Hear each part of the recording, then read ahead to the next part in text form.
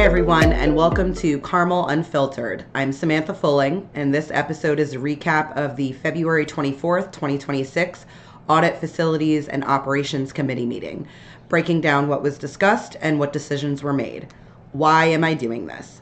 Board and committee meetings can be long, confusing, and sometimes downright boring. However, committee meetings, just like board meetings, are important. They provide insight to the inner workings of our district, give you an idea of current fears and complaints, and allow you to decide if you'll vote for that trustee next time they run. So this is my way of giving back to district stakeholders who can't be present during meetings, don't want to review the next day, or for those who are really only interested in one or two hot topics of the night. I will state approximate timestamps for each section or topic I run through, so if you're interested in looking at the actual committee meeting, you'll be able to find your topic of interest a little easier. I will also be linking the meeting down below for your convenience, but you can easily find current board meetings on YouTube by streaming Carmel CSD Audit Facilities Ops. Let's get into it. All right, so district representatives in the discussion included Board of Education Vice President John Curzio, Trustee Jim Wise, Trustee Magliano, and Superintendent Mike Plotkin. You'll also hear from a gentleman speaking off camera, and this is Assistant Superintendent Ken Silver. I do want to note that the audio throughout this meeting is very gravelly and very choppy, which makes parts of the video difficult to hear and follow without the transcript. So if you do watch the committee video on YouTube, pull up the transcript as you're watching it, just so it's a little bit easier to get through.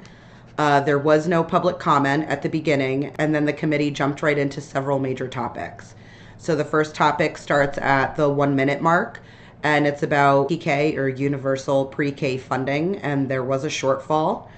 So the issue is the state's per child UPK funding hasn't kept pace, and Carmel is paying providers higher rates. Ken Silver stated, right now we have this shortfall and we will have to come up with the difference this year.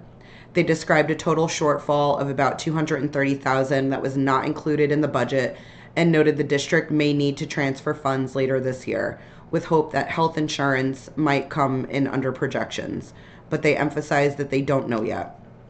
And they also discussed what may happen next year, because state proposals being discussed would increase the per child amount, with figures mentioned about $10,000 per child, but the message was next year is next year and the issue is this year's gap.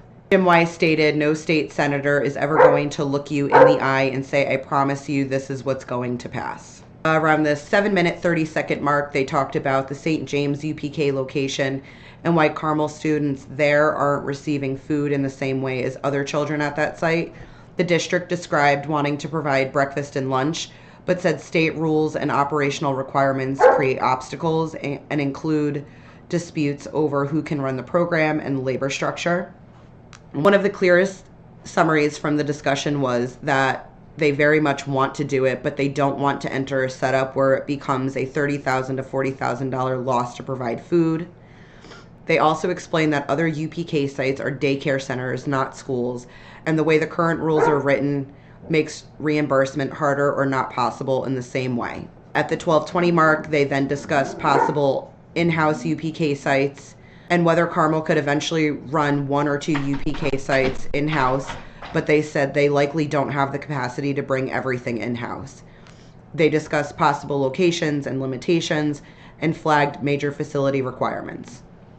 Ken Silver added, every class at UPK has to have bathrooms in the classroom.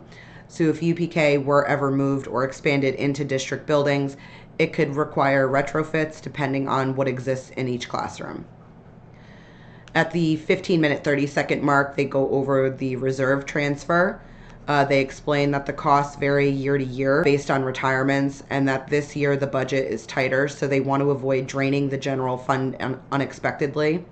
They discussed reserve balances and that the reserve is restricted for this purpose, and the committee indicated that they were comfortable making a favorable recommendation to the full board. At the 21-minute mark, they discussed using a capital fund made up of money that has been budgeted for past projects that weren't completed to cover new specific infrastructure upgrades, replacing end-of-life fire alarm panels in certain buildings, and upgrading boiler controls in the Carmel High School 1929 wing. So that's the original building where the circle is. And they described it as a need to do use of that fund, again, with a favorable recommendation to the full board. At the 25-minute, 30-second mark, they reviewed legal expenses and FOIL costs. They reviewed documentation showing legal hours and costs across categories like negotiations, policy, FOIL, and others. One of the clearest takeaways was the district acknowledged that they may be using attorneys more than other districts right now, though they said it is hard to quantify. Ken Silver said, "I think we are using attorneys more than others are currently using." FOIL requests were discussed at length, including the cost of the attorney review and redactions, an email search vendor with a figure mentioned of about $3,800 over 6 months, plus legal costs tied to FOIL work.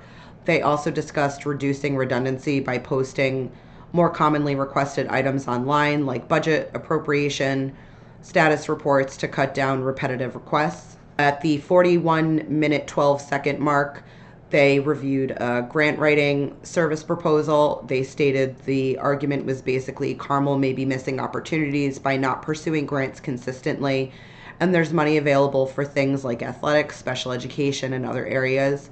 They talked about moving it forward with a recommendation and revisiting progress after some time with regular reporting.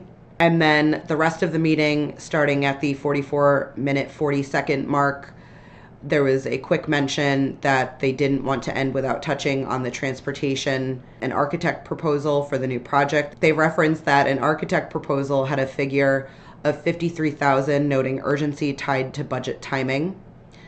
And that is it. This is my podcast and my personal platform. This is not affiliated with, sponsored by, or endorsed by Carmel Central School District or any employee or volunteer of Carmel Central School District. The views on this show are mine or of my guests. And that wraps up today's meeting.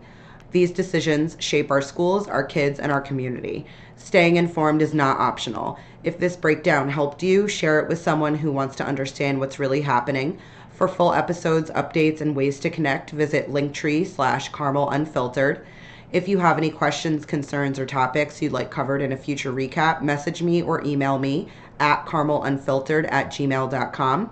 I'm Samantha Fulling. This is Carmel Unfiltered, my platform, my perspective. Until next time.